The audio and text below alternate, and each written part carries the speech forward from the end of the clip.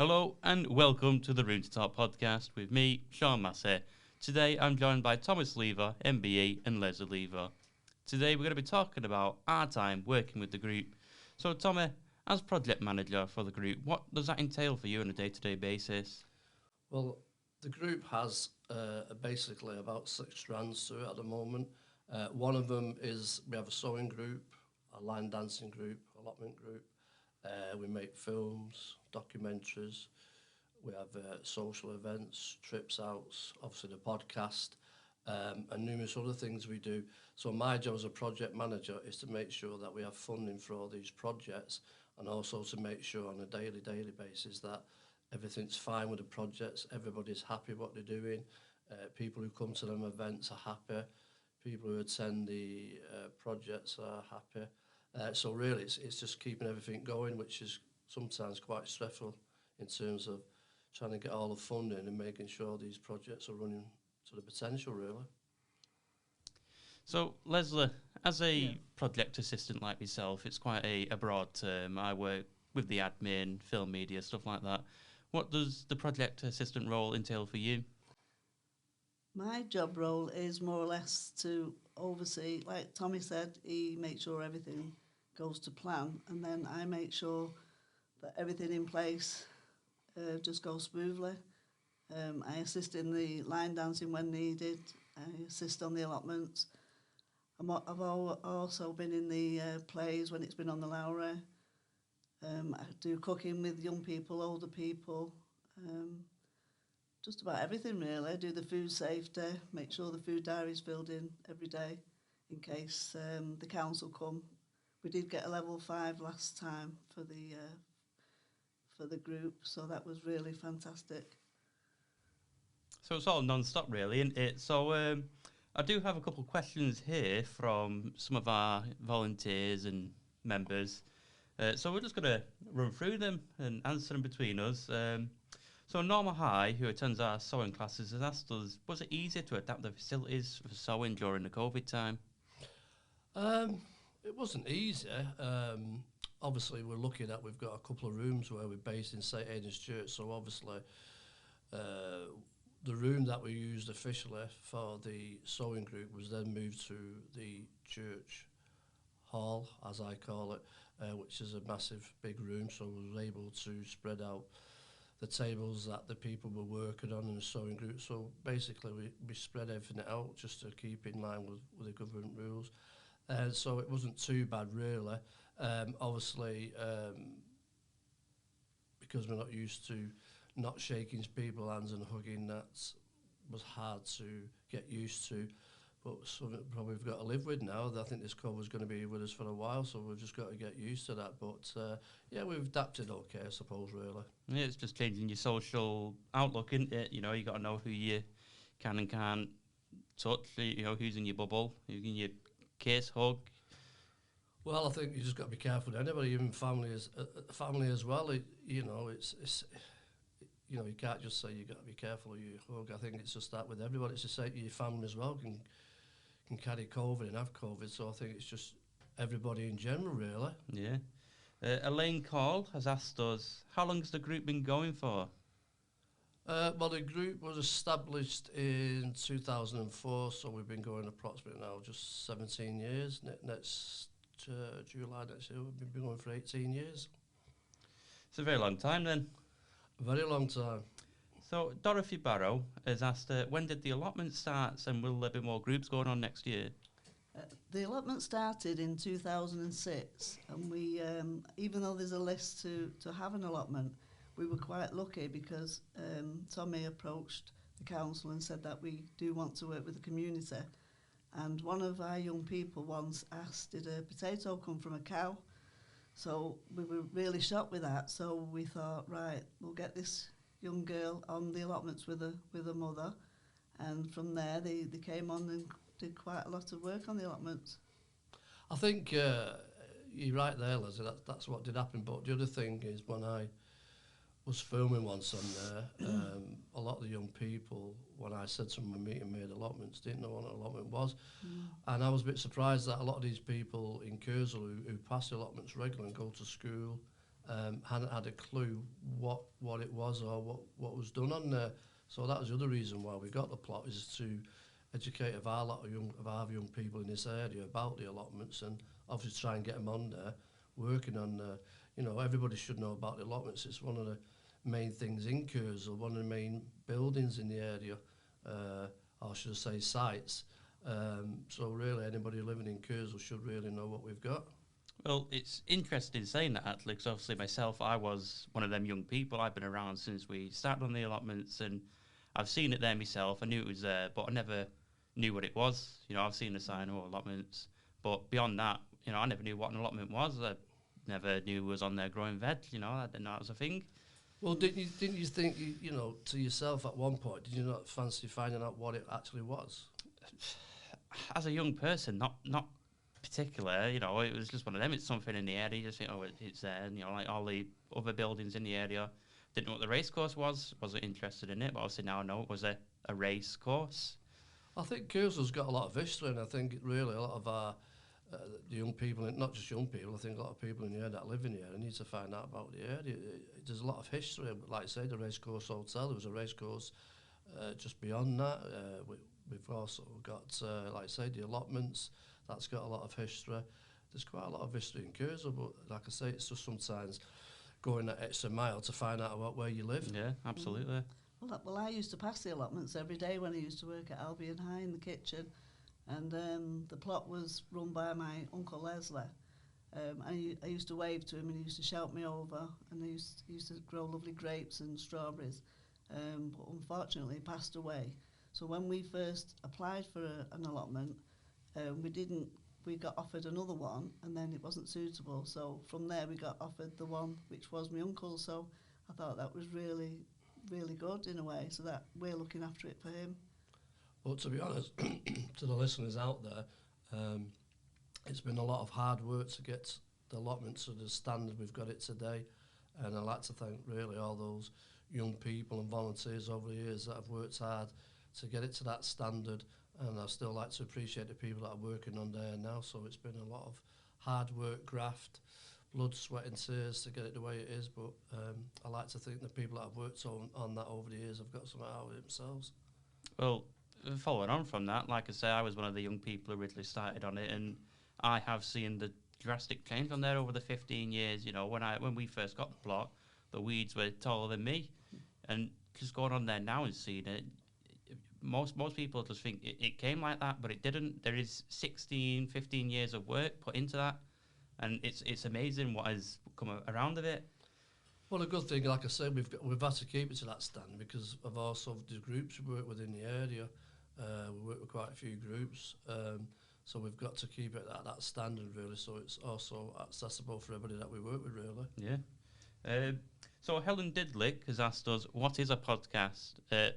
Obviously, you sat here now listening to the podcast, but a podcast can be whatever you want it to be. It's your chance to tell your story or get across anything you want to talk about, films, media, the group, as we've done, or any interesting stories of your life. But beyond that, from a technical standpoint, a podcast is basically, it's a series of audio clips as you're listening to now, similar to what a radio would be, but you've got the versatility of listening to it wherever you want. You've got your phone, your tablet, your laptop, wherever you can be. You can listen to it in a shower if you wanted to. It is literally similar to radio in the way that you'll be sat in a room, there'll be 2 or 3 of you sat around a table, talking into microphones with your headphones on, just talking about whatever it could be. Joyce Anchors, how do you find out more information about the group? Obviously, you can follow us on our social medias, Facebook, Twitter, YouTube, our website. All that's available. It's all Location People and Community Group. Jacqueline Donoghue, how can we promote this outside the group? Well, obviously, we've got our own website. We have cards that we give out regular to people when we meet new people and talk about the group. Leslie does a lot of Facebook on there about things and presentations and work that we do.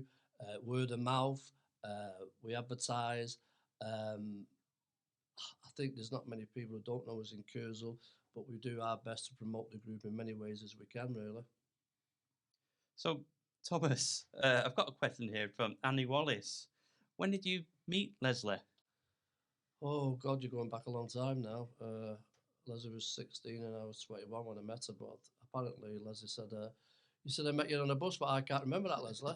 Yeah, what it was, I was at college doing catering, and I was supposed to meet my friend in Manchester, and she phoned up and she said, I've missed my bus and I can't make it. So my mum and dad, who were regulars at the Royal British Legion at Cheetah Mill, they said, come with us. There's a nice lad on the bus who's got nice hands. So anyway, I got the bus. The rest is history. Well, I can't remember that. I can remember meeting you in the club, but I can't remember you on the bus. But don't forget, there was no one got taxis then, really, because no one could afford a taxi. Yeah. Can I just say, my friend let me down as well. So I've been with Leslie 40 odd years now, so it's your fault for not turning up that day. And it's my friend's fault for cancelling. Yeah. Oh, dearie me. Brenda Edley asked us, how long do we think the group will continue? Well, that's a good question, Brenda. I've been here now 17 years. I hope for the people like Sean and other people that join the group and become staff members in the future.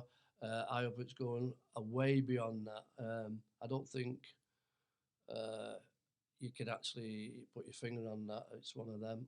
I hope it goes on forever, but I won't be here if that happens. But I hope it does. I just hope the success of the group continues, and the big thing with the group is funding and its own building. So if we can master them two, then I'm hoping the group's going to go on for a very long time, Brenda.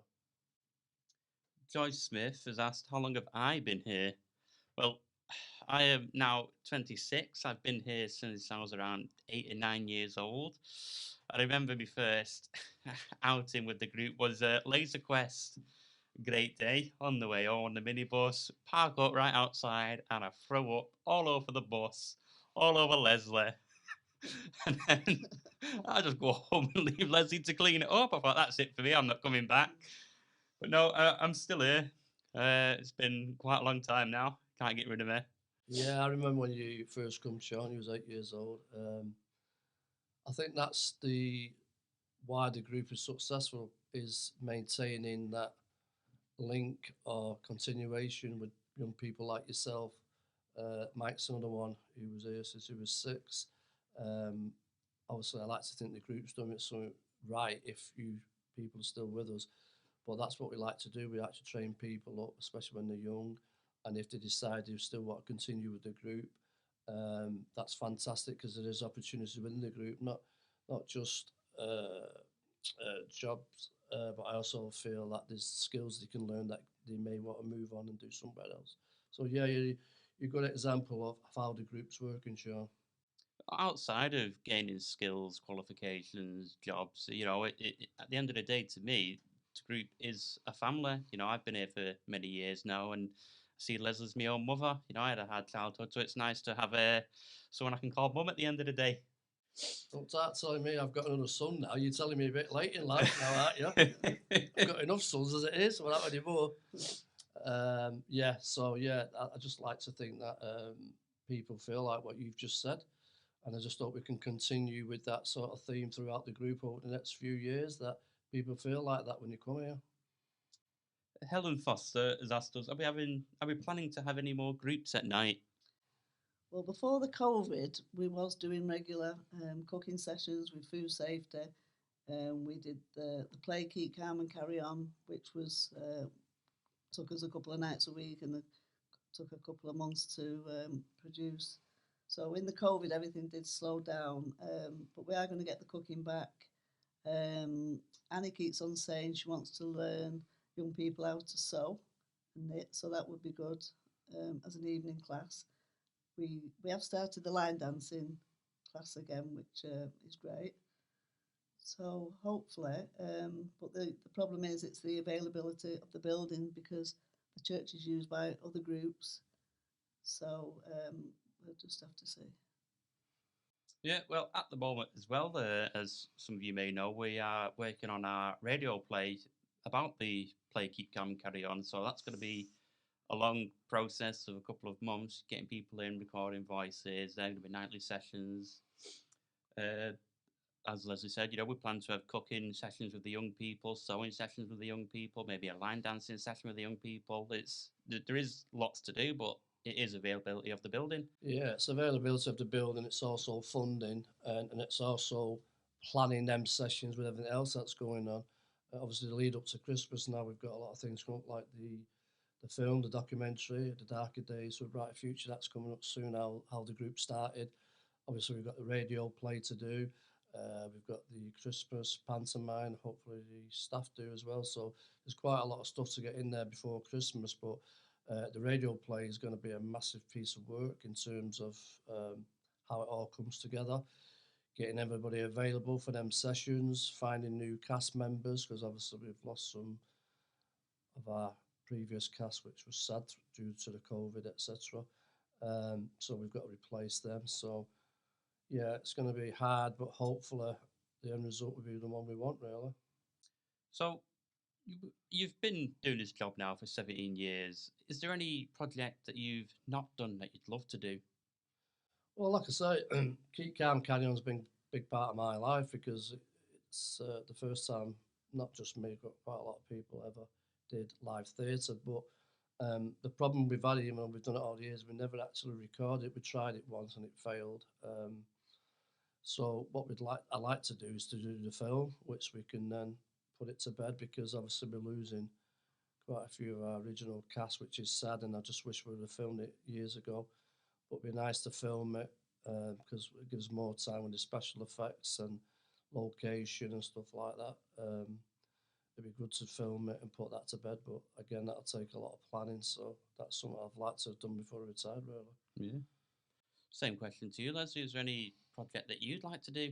Well, we was talking yesterday. We went to the Salford Arts Theatre, and we was talking about doing our own pantomime for next year, with the help of Ronnie and Scott guiding us. So that should be fun. Get young people and older people together.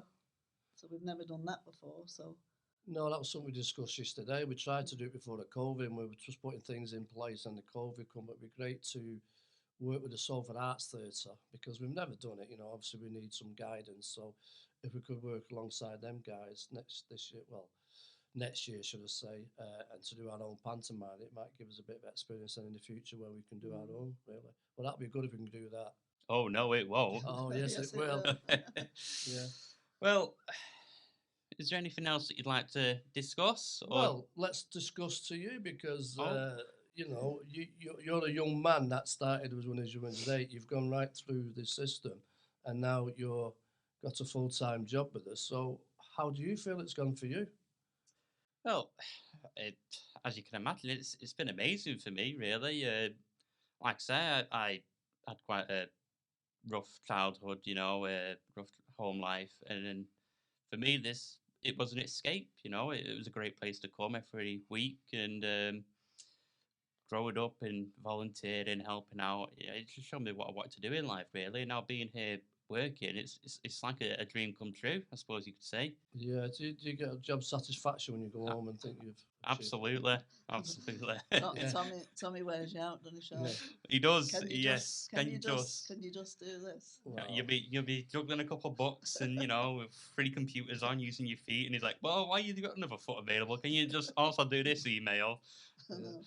It is a busy job, very busy, hard work. So if you want to expect, when you see us, you think, "Oh, it must be easy being them." It's just got that on, got that on. But it is a hard job. It's constant go. There is no, "Oh, you got time for a break." It's We don't really have a dinner, 100% do we? We just work right through. right through. Yeah, yeah. Well, like I say, it's. I think if you enjoy your work, it's not like a job. Even though it is hard, like you said, it's just.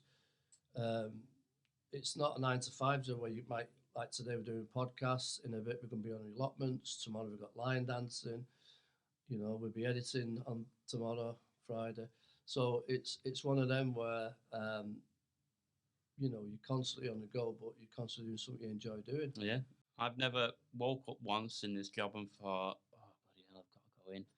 And that's a good sign. I know there's a lot of people out there who think, "Oh, maybe I'll just call in sick today." Yeah. It's not much for me. But Yeah. I've never thought, "Oh, there's nothing for me to do today. I might as well just stay at home." I'll go in thinking, "I've got to do that. I've got no time." or he arranges the office, and I can't find anything. Yeah. Is there any projects? I mean, I've been passionate about Keep Car Carry On. What project would you said? Well, to be honest, keep calm, carry on myself doing the film because obviously I met my now beloved wife while Yeah. doing the Keep Calm, Carry On play in 2017. So immortalising that in film will be great for me and be my first big film project, I suppose, where I might have a bit more of a lead. I've always been behind the guy behind the camera, so it'd be nice to have a bit more. We did try to get you involved in that, but you didn't fancy a part in that. Oh no, acting's not for me. No, nay, the drama cannot handle. Not for me, no. So I'm glad I'm behind. You was in a few things, weren't you, when you was young? Yeah, I've been in them for the past thousands of years. Keep calm, carry on. Top Deck, Can't Buy Time, Fruits of Our Labour, Animosity, Then and now. Then and Now. Yeah. I think if you look back at the films, I mean, if I go back to 20 years ago, but just before we came to St. Aidan's Church, when I look at the cameras and equipment, how we've moved on, I think it's been a big plus how the groups move forward. We only had a little handheld camera when we first started out, and when I think now how we've moved on, you look at our last film then and now, there's a massive big difference in terms of professionalism.